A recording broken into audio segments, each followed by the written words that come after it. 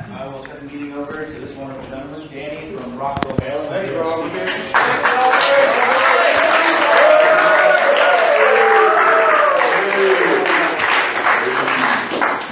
Hi, everybody. My name's Danny. I'm an alcoholic. Hey. Very grateful to be here. Very grateful to be sober. It's truly an honor to be asked to do anything for the program of Alcoholics Anonymous because this is the program that's changed my life. And it's given me and provided me the best life I've ever known. And I never asked for anything more at the time but just to stay sober. And that's all we do get here. It's the best we get here is sober. And I got to continue to remember that. I got asked by Dave a few weeks ago, and I was up in Ocean City, and I was like, "Where is Winchester, Virginia?" And it's not the bad number or anything. I didn't know where the hell Winchester, West Virginia was. I thought it was like near Lynchburg or somewhere really, really far. But this seems like a real lively group. I like it. I feel way too fucking overdressed here, and I'm a little saddened by that. But that's just because I have to wear this to work every day, and it's unbearable, but it pays the bills. My sobriety date is March 25th of 2002. I do have a sponsor. I do have a home group, it's the Midtown Group of Alcoholics Anonymous in Bethesda, Maryland. I sponsor other men in Alcoholics Anonymous, and I'm very grateful for that because they show me exactly how I am and how I react to life when I am not working a program of recovery and living based upon my defects of character. If you know what that's like, welcome to Alcoholics Anonymous, man. We're very forgiving here, and I've come to learn a lot from that. And I've been sober for a little bit over 14 years, and that was not my idea. I love alcohol. I love everything about alcohol. Alcohol was my solution. It was my center, and it was my life for about a good 9 years. And everything within my life centered around it. The drugs that I took, the people I hung out with, my change in perception, the things that could make me talk to you, hang out with you. It was because of alcohol. Because without alcohol, I am a crazy man. And I am restless, irritable, and discontent. Now, before coming in Alcoholics Anonymous, I could never have given those words to you because my vocabulary sucked ass. And I was just really angry, pissed off, frustrated, unless I had a drink of alcohol. I had that sigh of relief whenever I had a drink of alcohol, especially towards the end of my drinking. And if you relate to that, welcome. You have a shot here. And he asked a little earlier, and I don't want to embarrass anybody or put anybody on the spot, but I always like to ask this question in the beginning of the meeting, the beginning of my talk. Is there anybody here within their first 90 days? Raise your hands. Welcome, guys. Welcome. I've come to learn in Alcoholics Anonymous that you are the most important people in here, in the rooms of AA. And it's not to boost your egos or anything, but it's because we've all come in the doors of Alcoholics Anonymous the same way you have. And it's people in Alcoholics Anonymous with time of sobriety who have been given so freely to them how to pass this program on. I hope that the same opportunity has been given to you. If you're new in Alcoholics Anonymous, welcome. I hope that you guys get a sponsor. I hope that you continue to come back to meetings of Alcoholics Anonymous. I know that in the D.C. metropolitan area alone, we're very spoiled with recovery. There's over 2,000 meetings. If you go to a meeting and you don't like it, find another meeting. I hope that you do. I hope that you don't have to go back to jail or go back to rehabs again and again, get kicked out of your parents' house, ruin relationships, destroy lives, and not even have a hint of care before coming into AA and realize what we've done. That's my experience. When I came in Alcoholics Anonymous, I got my 4th DWI within a 3-year period of time, and I was looking at 2 years of jail. And to be honest with you, even during that time, I didn't think I was an alcoholic. I didn't really know what an alcoholic was. Honestly, I thought an alcoholic was the Skid Row bum underneath the bridge with a paper bag and a bottle of, Mad Dog 2020, or like a bottle of Oldie, or St. Ives or whatever, and that's what I thought it was. I was that asshole kid with a cube of Miller Lite, I call a cube a 30-pack, in the car with my buddies while the bikers are over there at this rec center, it was an AA dance, and me yelling, "You guys just don't know what you're missing," and that's how I reacted to life. I don't know. I think with most people, a lot of people have grown up in a pretty decent family. I grew up with a pretty decent family. My baptized and raised Catholic, mom's side of the family is all Jewish. So there's a lot of controversy on both ends of the scale there, and it was crazy. But I went to Catholic school for 9 years of my life, my first 8 years, and then my 9th year. And to be honest with you, even before that in kindergarten, I remember how I used to feel very uncomfortable in my own skin, always wanting to please everybody around me and be accepted by everybody around me. And I remember having my first drink of alcohol at 5 years old. Now, it doesn't make me an alcoholic, of course, but I remember it like it was yesterday. My dad and all of his friends were in the backyard, and there were a lot of kids in our community at that time, so there was like this big story about this rabid raccoon that was lurking the streets, and all the parents were worried about their kids, and they all had their BB guns out, ready to shoot that sucker down, and they're all drinking Budweisers. My dad gave me a few sips of his beer, and I don't really remember much. I remember that I felt like I was part of the whole at 5, and I remember that sooner or later in my life I'm going to do this again. And from that point, I didn't start drinking every day, no. Did I take little nips of my dad's white and black Russians while we were going to restaurants and stuff like that, or when we were going to parties? Yes, I did. And I got drunk for my first time, like blasted, when I was about almost 16 years old. And, I'm the youngest of 4. I was about maybe like 12 or 13 at the time, just graduated like middle school. And my sister made the smart decision after she graduated high school to move out of the house. And she used to have parties every weekend. And I had drinks here and there, but when I got drunk, it was when I was 15 years old. And I remember it like it's yesterday. It's kind of like the weirdest things that you remember like it was yesterday, when it was the most fucked up times that you've ever had, And this was a pretty bad night, although I didn't see it that way at the time. So it was my brother's 18th birthday, and we're all at my oldest brother's house with his fiance, and here I am as a little kid playing Nintendo, playing Mike Tyson's Punch-Out, my brother's fiance asked me what I wanted to drink, and I was like, I'll take a bottle of Southern Comfort, and I had a couple of sips of Southern Comfort, and I thought it tasted like Kool-Aid. Now, I didn't down it or anything, but that night when they put that bottle in front of me, I was just started drinking it, like it was like Coca-Cola or something like that. And I remember waking up in a blackout in the shower in my boxer shorts with the shower on, with my brother's fiance smacking me in the face trying to wake me up. And then I remember waking up, blacking out again, naked in the shower with the water on, kind of in the fetal position. I'll mention the word fetal position in my story because that's kind of what happened to me when I got drunk a lot. And even towards the end of my drinking, I'll get into that later. And then I blacked out again, and I woke up in the same fetal position, but I was hugging my skateboard, covered in my own puke, and I had clothes on at the time. I don't know, once again, I have no idea how that happened. But I had my brother's fiance with a bucket of soap and water and a scrub brush saying, "This is your fucking mess, now you're going to clean this up," And I was only 15 years old at the time, And sometimes people can have an experience like that where they don't remember their night. They wake up with the worst hangover ever. It's the first time I ever had a hangover. It's the first time I ever blacked out from drinking, and would maybe change their tune a little bit. Maybe say to themselves, I shouldn't do this. I shouldn't get this effed up. But that was not my case. And I think that right there kind of symbolizes the reason why I believe that I'm an alcoholic.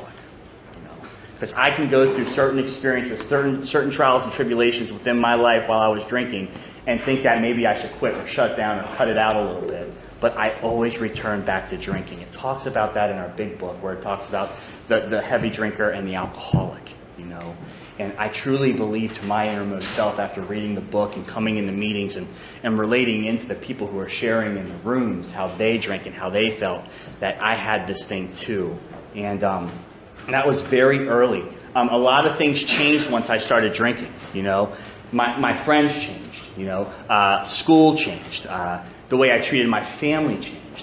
I was really good in playing baseball, and I was going to trying to get a scholarship and go to college. that threw out the window.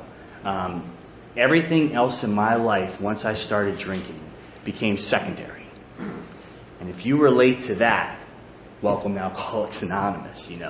I thought I had a lot of plans and futures in my life, and it all got thrown away because I wanted to drink alcohol. I didn't care about anything else. Everything else was just secondary in my life. And, high school was kind of a blur. I went to 9th grade in Catholic school, and then that was when I really started drinking, when it really started happening. And it didn't happen until that summer, really.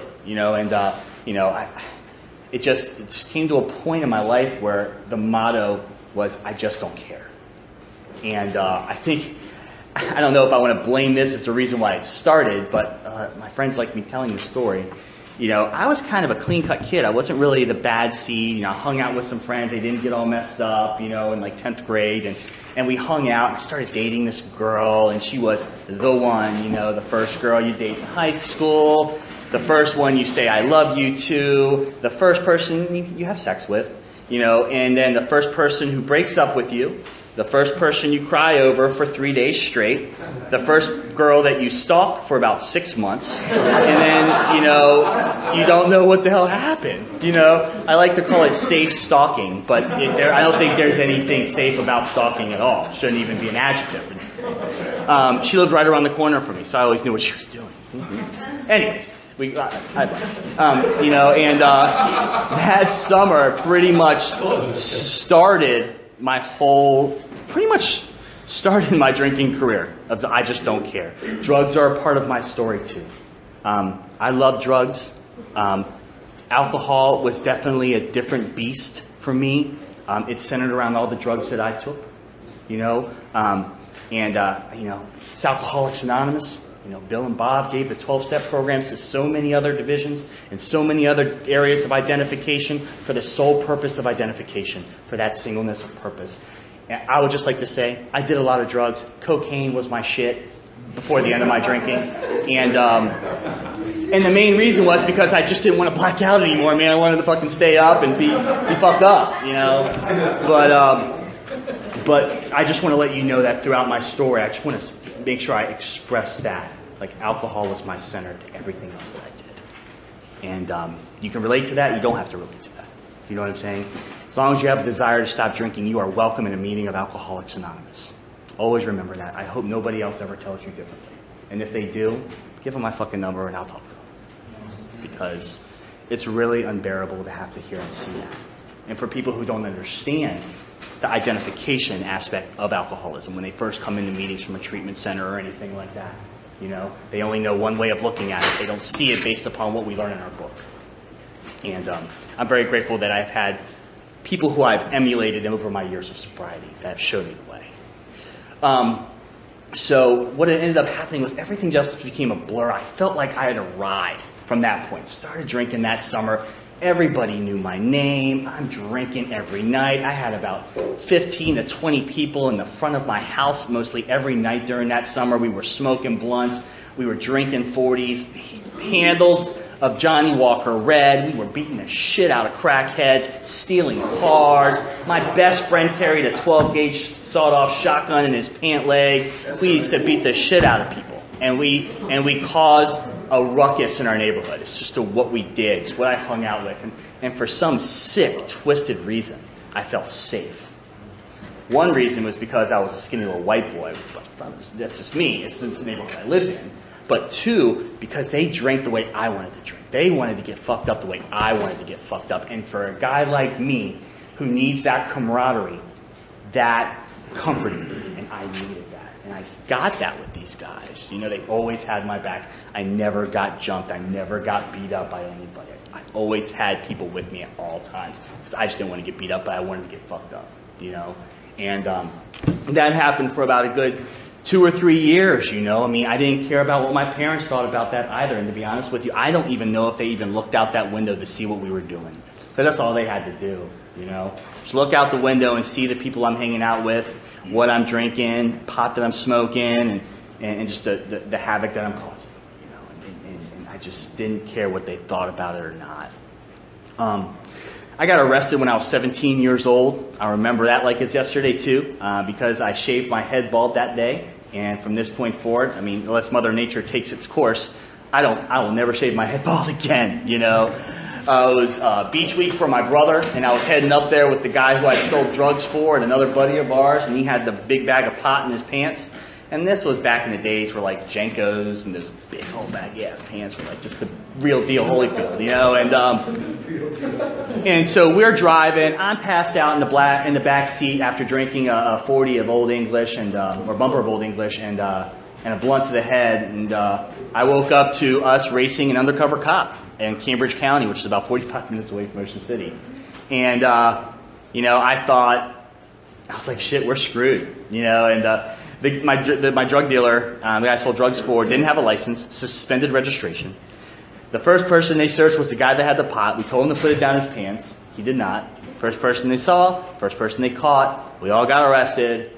We all were in jail. I pretty much just passed out in the jail cell. My parents had to drive from Wheaton, Maryland to get me. And I don't know if anybody's familiar with Maryland, but that's about a good 2.5, 3 hour drive. And that was also the first time that my parents ever knew that I was actually doing that stuff, you know, and it freaked them out. And they tried to ground me, you know, and when you don't give a shit about anybody and your family grounds you, you really don't, you know, oblige to their groundation, you know, and I did not. You know, I didn't care about what they thought. I snuck out of the house every chance that I got. And I would manipulate them at any given time to get what I want, you know, because I would just threaten to move out of the house. You know, I would braille up my arms like, fuck you, I'm moving, go downstairs, start packing my clothes. I didn't know where the fuck I was going, you know, but I thought it was going to work. And unfortunately, whatever way you want to look at it, it worked. You know, they always brought me back in. I would always go ahead and continue to do the same thing over and over again. And they would always let me back in, you know, and like today, did the basket go around? Sorry. And it was each and every day it was like that. I mean, the fun outweighed the consequences for me early in my sobriety. And I think that's what I hear in most cases and most stories of people who share their story in AA, you know, and that was my experience. I hope I only share my experience here and not my opinion. If I do, my bad, you know, because all I really do have is my experience and will work for me here. And what had happened was it just outweighed the fun. I was partying every night, hanging out with a bunch of different people, you know, and it just wasn't that big of a consequence until I got arrested that time. And from that time, I would keep getting in trouble, whether it be by the law, whether it be by getting caught by my parents, what have you. And what had happened was I graduated high school. I still don't know how the hell I did that. It was a blur, like I said. And then I went to college. I went to a junior college. Went to Montgomery College in Rockville. You know, my grandmother, who is another person I used, manipulated, and stole from. By the way, I am a liar, I am a cheat, and I am a thief. And if you are any one of those three or all of those three in Alcoholics Anonymous, welcome. You are welcome here. I am the same way. I mean, I didn't think I was a cheat or a thief until I started working in retail and started stealing the shit out of retail shit. You know, and what had happened was, you know, I started working at a couple of beer, wine delis, and, you know, I don't know about you guys, but finding alcohol was never a difficult thing for me. It just wasn't, you know. I hear a lot of people in their stories that it was difficult. It was just never difficult. I just always had a way to get it, you know. I hung out with older people who were just as much of losers as I was at the age of 21 and over, you know. I worked at 2 beer, wine, and delis, and one of them I would just, the boss would leave at like 6. I would work until close, bring a couple of cubes of Miller Lite and whatever else I can bring with me when my mom came and picked me up. I didn't have a driver's license. Like I said, I was a loser. I didn't have a driver's license until I was like 22 years old, you know. But I stole my mom's car every day. I worked at another beer, wine, and deli that was right behind where I lived. I lived in Wheaton, Maryland for 19 years, moved to Rockville, house burned down. Really didn't have to do with my drinking or anything like that, but if you ever want to hear the story, go for it later, after me. Moved to Rockville, worked at this beer, wine, and deli. This was a little bit more stealth. You know, they had some cameras in the area, and what I had to do was I took one of the shopping carts, and went to the back where you loaded up all the alcohol. If anybody worked at the beer, wine, deli, or anything like that, they know what I'm talking about.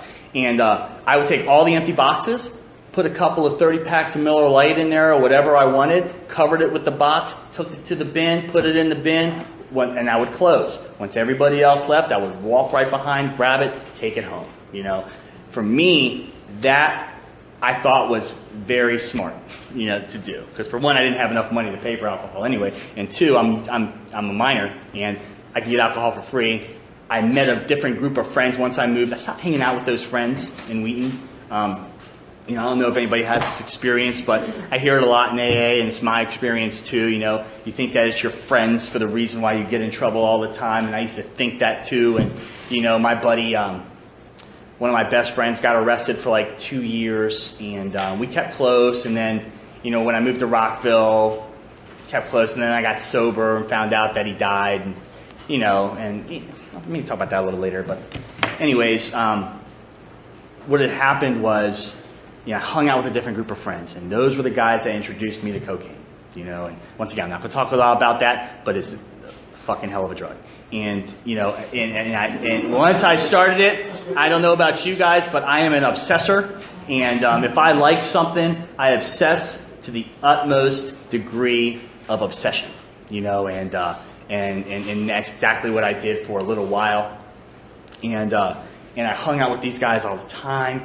And, at that time, I'm going to college. I don't know what the hell I'm really doing. I'm stealing money from my grandma. She's paying for me full time. I'm taking the money after the first day, withdrawing from classes, taking the money and getting messed up. And then, getting drunk and high and all this other stuff. And it just didn't matter. I didn't care, and then I started working at the best place that any alcoholic, in more my opinion than anything else, that any alcoholic who likes to drink at all times of the day and night can work at, the restaurant business. Not going to say anything bad about the restaurant business. My perception used to be a lot different. So if you work at a restaurant business, if it works for you, you can stay sober, you can stay in fit spiritual condition and do it. I've seen it. I sponsor a guy who does it. God bless you. My hats are off to you. But for a guy like me who lived that life for 5 years, I could not do it. And in the beginning, it was all the time. I would have a bunch. My apron would be filled with like little shot glasses of like these little like airplane bottles of liquor, and then I had the bullet of cocaine in my pocket, and I would just be rocked all night long, man. And it was pretty fucking awesome, And what had happened was, I got fired from that job after 2.5 years. I was bartending and serving there, and I ended up getting fired because of my drinking. My selfishness. Couldn't tell you that when I before coming in Alcoholics Anonymous, but I always thought of me. I always thought of my plans, my agendas. I still do today. It's gotten a lot better over the years, but it was wildfire back then. And of course we all understand that. And I cussed out my boss. I was running late. The Redskins were playing the Giants that year that they lost by a freaking field goal. And, I'm probably like a case in. And I had to go to work that night. And he was all mad at me and tried to make an example. And I don't like being made example of by anybody, And if you throw your weight at me, I retaliate. I defend and I retaliate. And if you relate to that, welcome. And I cussed him out. I was like, you're not going to treat me like this. I've worked here for 2 fucking years. There's no way. Knowing damn well that I'm wrong. I couldn't even realize that. And if I was wrong, I would prove to you why I'm not wrong. Even if I knew I was wrong. And once again, that's another thing that got better over the years in AA too. But that next week, I got fired. Thought my life was over. Because you get comfortable in working in a place for more than a year or two. It's kind of like you get comfortable there. And found the job like an hour and a half later. You work in the restaurant business, you can pretty much work at any restaurant, And I worked at Dave & Buster's for a year, and at that time was with a whole bunch of different friends, different people.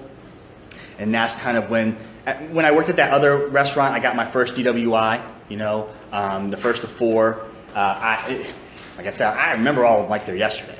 And please, I want to also express this too. It is not the DWIs that make me an alcoholic. Legally speaking, yes. But when it comes to what we learn in the program of Alcoholics Anonymous, that is not the case.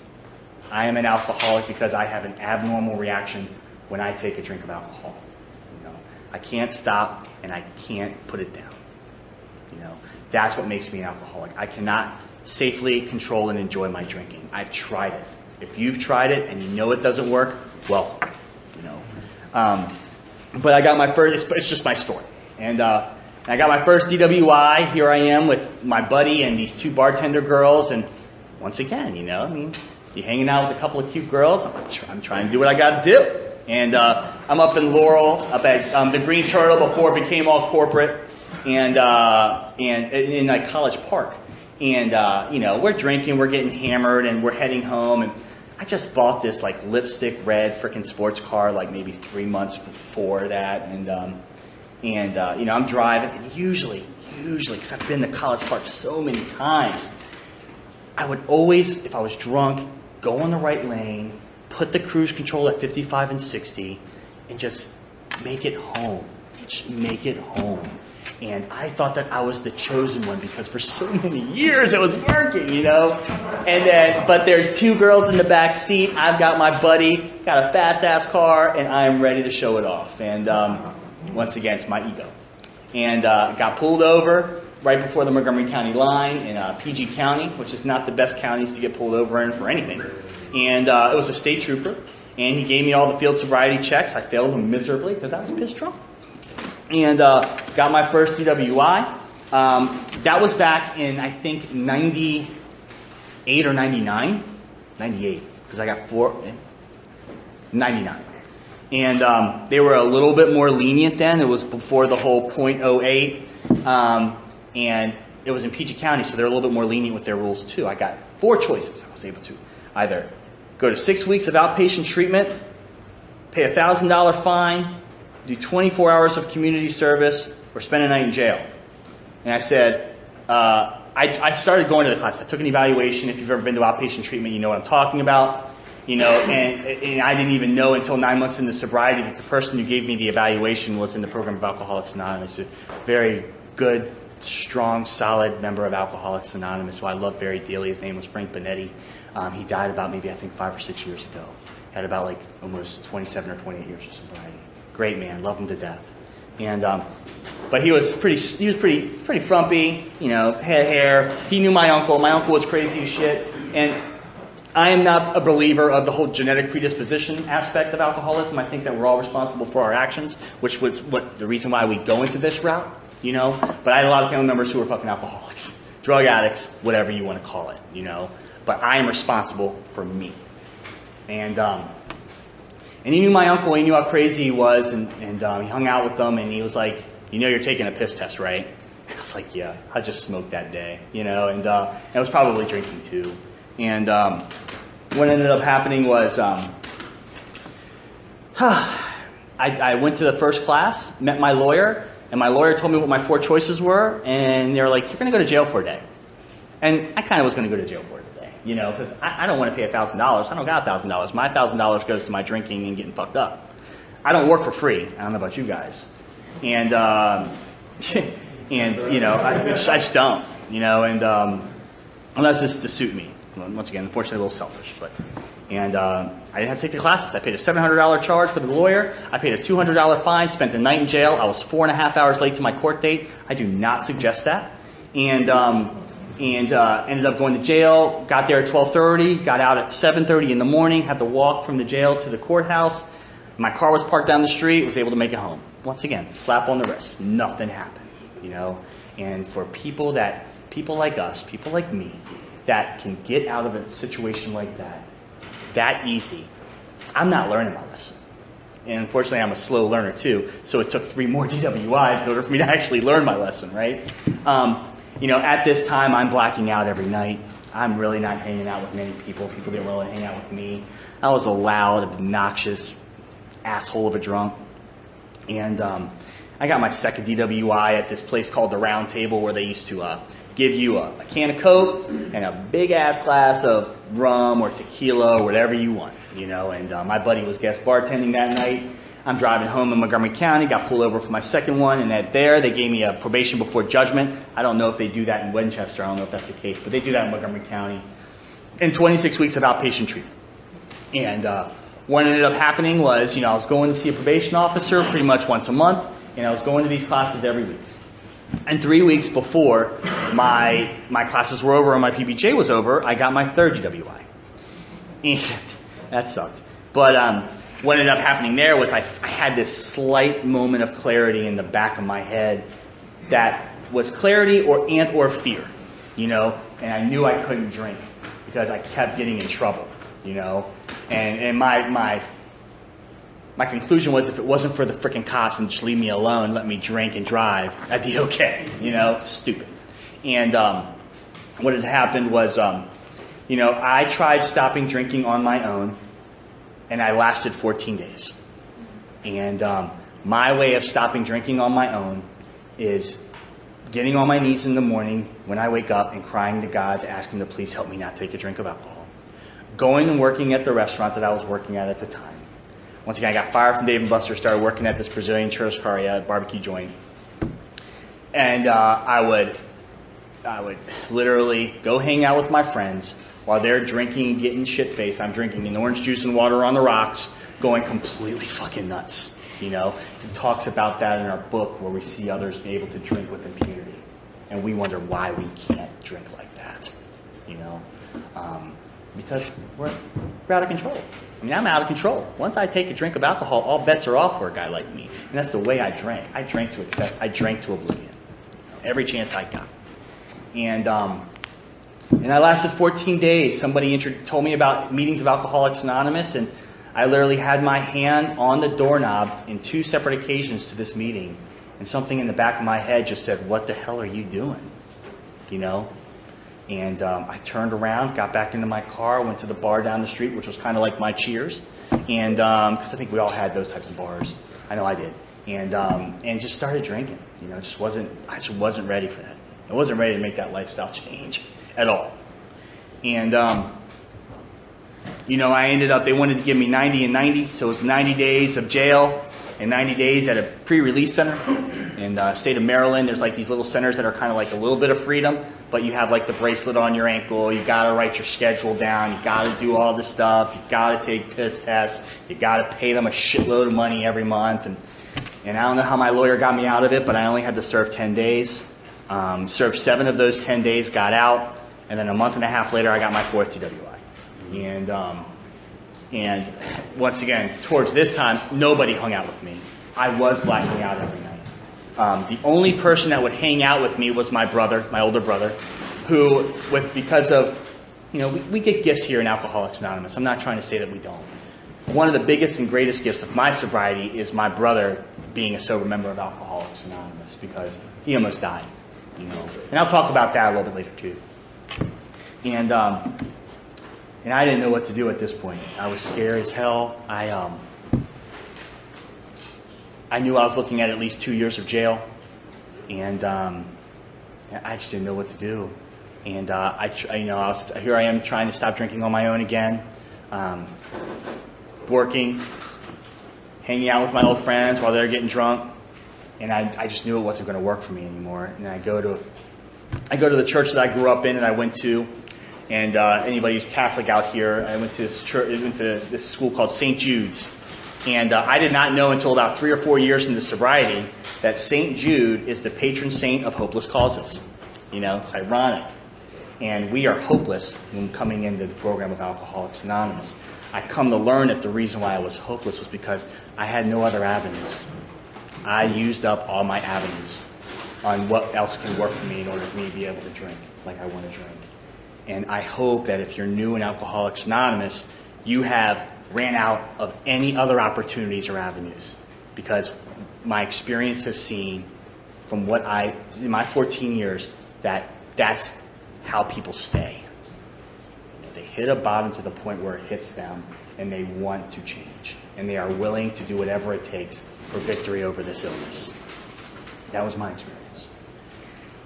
And here I am at the church praying to all these statues, and I'm crying, and there's a statue of St. Jude, and there's a specific prayer, If you're, like I said, if you're Catholic, you know how they do it. If you say this prayer 10 times for 10 days, what you ask for comes true, you know? And I like that superstitious stuff. You know, I floor at that, you know? And so, but I don't follow through shit, you know? And so I said it that day 10 times, and in the prayer there's an empty line of your problem. And I kept saying my drinking. And God works in mysterious ways for people. And I don't want to sound cheesy, but I only have my experience here. When I got my 4th DWI, the guy asked me if I wanted to ride home a buddy of mine at the bar that I was at.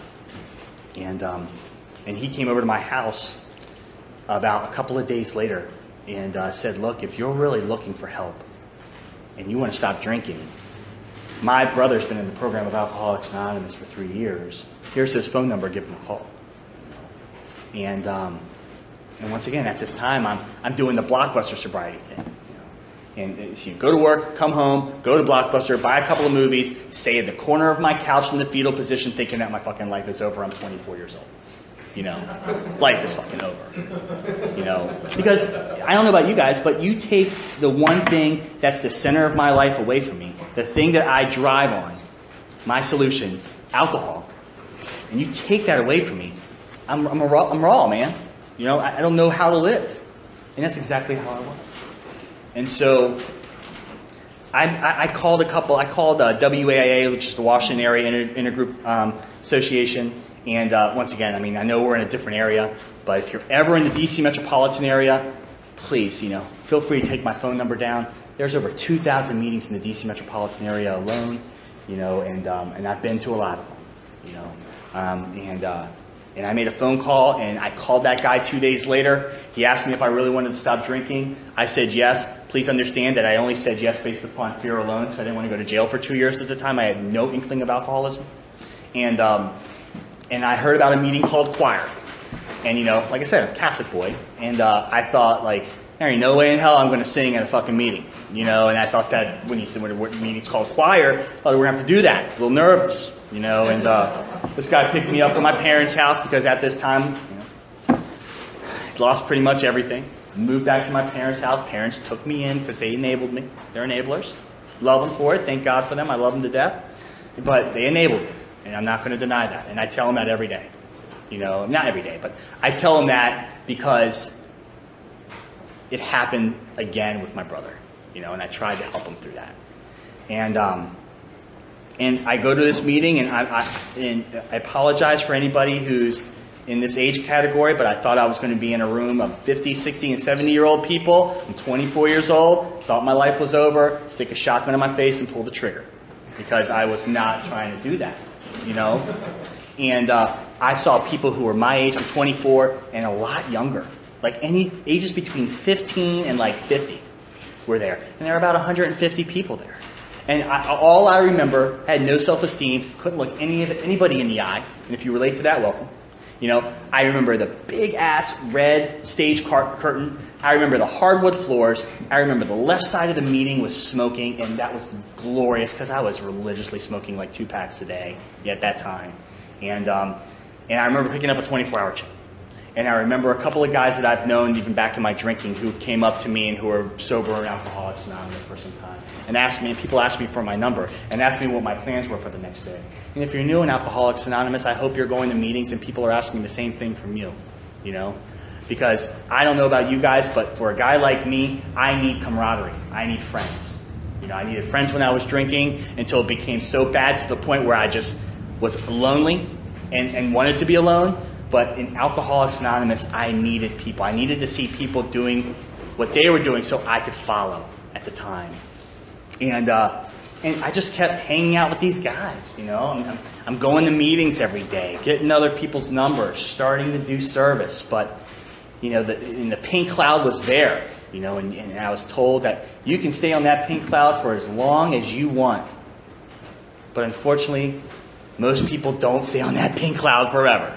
Because life starts to come into play, and when you're new in Alcoholics Anonymous, at least in my experience, life started to come into play. And I did not know how to deal with life on life's terms sober. And I had to learn that. I started getting really angry and pissed off. And here I am, going to meetings every day, showing off this facade like everything is okay. and I'm going to bars every night and hanging out with my old friends. Please, I only share my experience here. I'm hoping this doesn't piss anybody off. But my experience was, it's not my friends that got me drunk. It's me that got me drunk.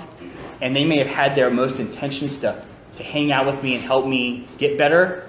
But the longer I was going to hang out with them and do what they do, especially when they have more time drinking than I do sober, it's a lose-lose game, man. That was my experience. And I was doing that for about 2.5 months into sobriety. And one Friday night, I went to a meeting and then rolled out and hung out with my friends at this pool hall. And I'm here sitting at the bar, drinking an orange juice and water on the rocks. And I'm ready to fucking drink. I'm so angry and pissed off. And people just aren't doing things right, you know. And I'm ready to drink, and everything was in its place, you know. The girl came in, and I've been trying to date this girl for a long time, and she was drunk as shit, and she was ready to rock and roll, you know. And it was like the devil was right there, you know. And to be honest with you, something in the back of my head said, "What the hell are you doing here?" And it's kind of the same voice that was there when I almost walked into a meeting of Alcoholics Anonymous. But I truly believe today that is a power greater than myself. I truly believe that it was the seed of AA planted because I was going to these meetings every day. And I was starting to relate in.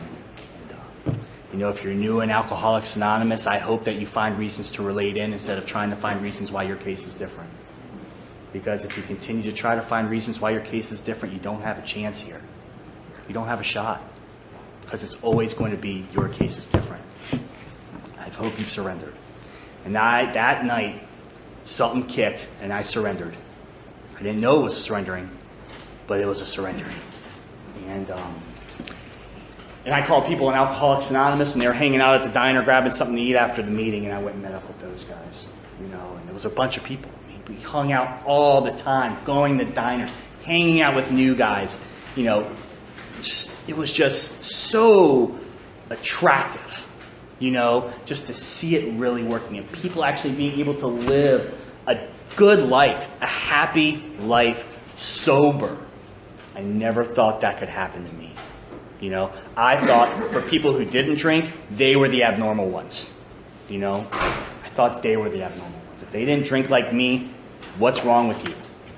And when I first read that in the big book, I was kind of floored. I was like, holy shit, that's me. You know?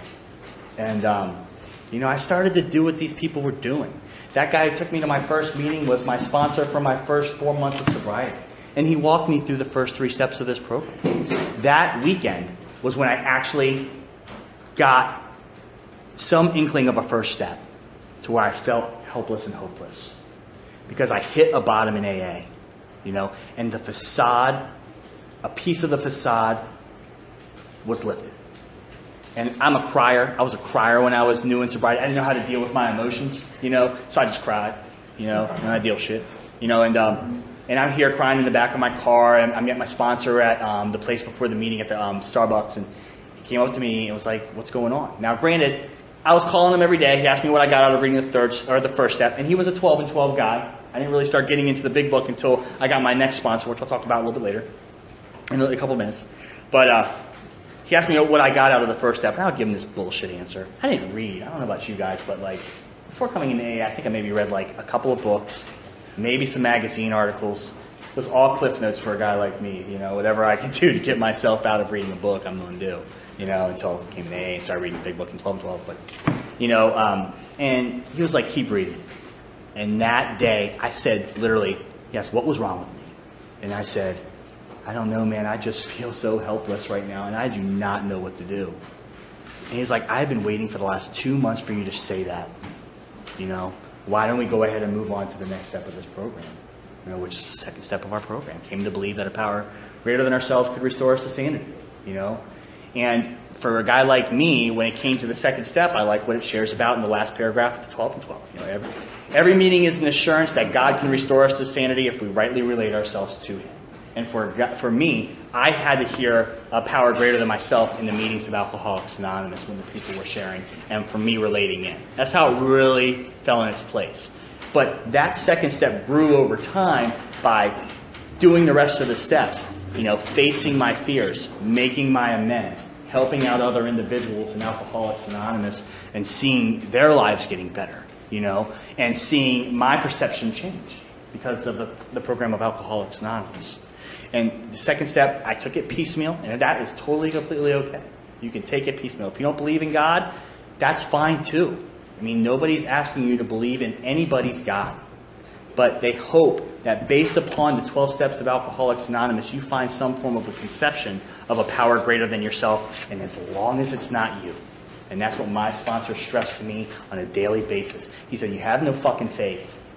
You need to grow some faith. I would freak out. I was a neurotic mess. I didn't know how to deal with stuff. At that time, I had my court date for my 4th DWI. They wanted to give me the full 2 years, but they suspended everything but 6 months. I'm in jail for a week, and I'm on house arrest for the remaining 6 months. I had to literally write down my life, and it sucked ass. I had to take a piss test 3 days a week, and it sucked ass. And I felt so entitled that because I'm sober now in Alcoholics Anonymous, and I was sober about 6 months at that time, I don't need to do this shit. Today I look at it a lot differently. My perception's changed. Like, I did it to myself, And that was very hard for a guy like me to be able to see that I'm the one at fault. Because I am a justifiably angry person.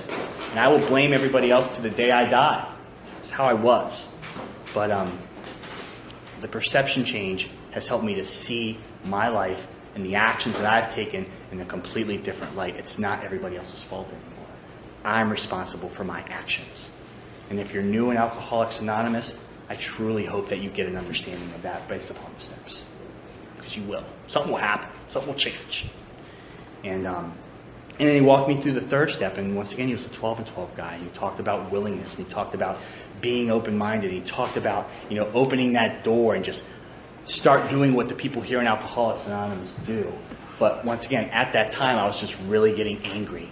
I was really getting pissed off and judgmental at everybody and everything around me.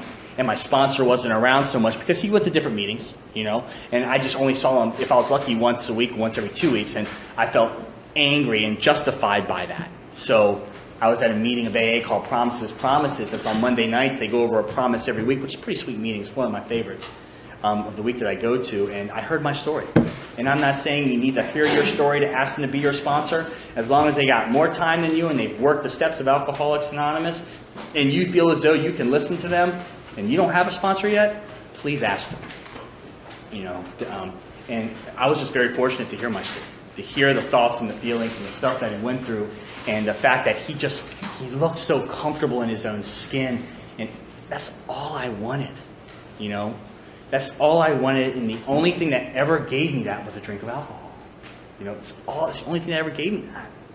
And a couple of days later, I asked him to be my sponsor. And he walked me through the rest of the steps of Alcoholics Anonymous based upon the example of what he has learned here in Alcoholics Anonymous. And he walked me through my 4th step. He showed that I'm a petty, resentful, judgmental, self-centered, egotistical, arrogant fucker, and we write this all down on paper, and we go crazy when we don't further the next step and do the 5th step because we hold on to this baggage for so long. And I did my 4th step in 4 weeks. I was in jail for a week, so I had to take a hiatus. But I ended up getting out, finishing it, and it took me like 3 or 4 months to do my 5th step. And I just was a lazy ass. I didn't want to do it. I didn't want to tell this guy my secrets. I didn't want to tell the guy that if I had the power not to tell God, for him to never know, that I wasn't going to tell that man. And something just came over me. I had to do it. I started doing my 5th step, and I went over my 4 columns, what my mistakes were. And the 4th column is very hard. I had to rewrite mine because I don't comprehend very well at the time. And I had to see where I'm judging these people because I see myself in them. That's a hard thing to swallow. But I tell you what, my experience is that today, when I get judgmental, I need to see where I see myself in them. That is where the relief and the humility come in for an alcoholic like me. And, I went through the other steps and, my defects of character, they're back and forth. It all depends on where I'm at. But as long as I'm being useful to my fellow man inside and outside of the rooms of Alcoholics Anonymous, I thank God for that. I say that 7-step prayer, and I try my best to go out about my day as though God has expelled those from me. That make me, and the things that make me useful to God and the people around me. Do I fail miserably on a daily basis? Yes, I do. Yes, I do. Not a perfect guy here. Not your token AA'er, you know. And but I try to do the best I can with what I've got one day at a time, you know. And went over my 8th and my 9th step. I had to rewrite my 8th step, you know, because I'm a drama king too. And I always had these stories like how I'm going to apologize to my dad and apologize to my mom and pay her the money back and do this and that. And he's like, you need to do this over again, you know. And it's not about the soap opera story that you want. It's about you actually changing, you know, and then making those direct amends that you need to make based upon the change that you have made and have encountered here based upon the 12 steps. And my dad was probably my biggest amends. You know, it was the one amends that I think shook me, and it dropped the scales of prejudice from my eyes when I made that amends to him.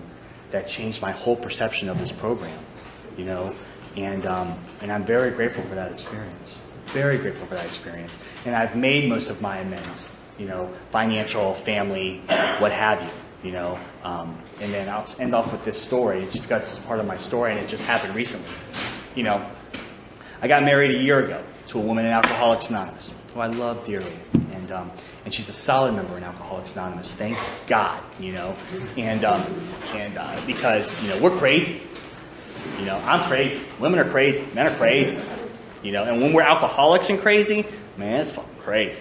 You know, but when we are active members of Alcoholics Anonymous, our marriage is pretty sweet. You know, and I love that girl with all my heart. And we got married last May. We just celebrated 1 year. And we went on our honeymoon and we came back. And that night, my sponsor of 13 years called me and told me that he didn't think he was an alcoholic anymore. And he's no longer coming to meetings of AA. And he had over 20 years of sobriety at the time. You know? And when he was an active member in Alcoholics Anonymous, he was an example. He was a great example. He helped me become the man that I am today because of what he's learned in AA. And then after 20 years of sobriety, he was going through some stuff. He was going through a bad divorce. You know, he stopped going to meetings. You know, he didn't stop talking to a sponsor. He stopped talking to his friends except for his guys that he sponsored. And when he told me that, at first I was just so jet lagged I didn't even think anything of it. But 2:30 in the morning and I'm still not able to fall asleep, you know. And I don't know about you, but because of Alcoholics Anonymous, I can rest pretty damn good, you know, and I can fall asleep pretty damn quick. But when something rocks my world like that, it rocks my world. I don't really know how else to explain it, you know. And I was kind of freaking out a little bit, you know. And all my other Pridgeon brothers were asking me what am I going to do? I was like, don't rush me. You know what I'm saying? I just got this information yesterday, you know. But I'm very grateful because of what he taught me, that there's a level of reinvestigation that comes into place throughout your sobriety, at least throughout my sobriety. I had to reinvestigate. Complacency is one of my biggest defects of character. I like to rest on my laurels when things are going well, you know. And that week, that Thursday, I asked this one guy who I've known all my sobriety to be my sponsor. And his name is Isaac. And he's a great man. He's a very good man in Alcoholics Anonymous. He sponsors a bunch of guys, you know, a bunch of guys who are very close friends of mine today, who I love, I hang out with. We go out to H&I commitments and help out other newcomers, bring them to the meetings of AA, sponsor other guys, stuff like that. And he's walked me again through the program of Alcoholics Anonymous, through step 1, step 2. I've done my 4th step again with this guy. I kind of slacked on my 8th step, but I did that again last week. And we're going to go over that when he comes back and where he's at. But, you know, once again, it's like I told you, we're not perfect here in Alcoholics Anonymous. We try to do the best that we can based upon what we've got. And as long as we have some form of a power greater than ourselves in our lives, we have a chance. If I can stay sober one day at a time, I have a chance. They say meeting makers make it. That's true. But it's the people who come to meetings who actually work a program of recovery who really stay and really stick. So when you hear somebody say it's meeting makers that make it, I hope that they include that statement in there too, you know, because I see a lot of people who go to meetings every day and don't do shit. You know, don't do shit, and then they think they know everything. I'm like that. I can be like that. I'm not going to lie. I've been like that. 2-stepping, you know, But to end, I'm not the same person that walked into a meeting of Alcoholics Anonymous from day one. I'm not. I've changed. I truly believe to my innermost self that my perception has changed because of the 12 steps of AA. And it continues to get better one day at a time. And as long as I continue to be of maximum useful service to God and my fellows inside and outside of the rooms, I learn how to be that way in here so I can branch that out there in the real world, in the world outside of AA. But as long as I keep AA centered in my life, the rest of my life is pretty damn good. And regardless of what happens, good, bad, or indifferent, I know I'm going to be taken care of. And that's because of a loving higher power. That's because of a sponsor. That's because of good people in Alcoholics Anonymous. And it's because of AA that helped me to become this way. So I am very grateful to be here. Thank you very much, you guys, for listening. And please, if you are ever in Maryland, Rockville, D.C., Virginia, and you ever want to go to a meeting, men, women, trust me, we got a lot of women in Alcoholics Anonymous who are solid as shit. If you ever are in Maryland, please let us know. I can get you some numbers. And if you ever are around, you'll love it. I guarantee it. Thanks, guys.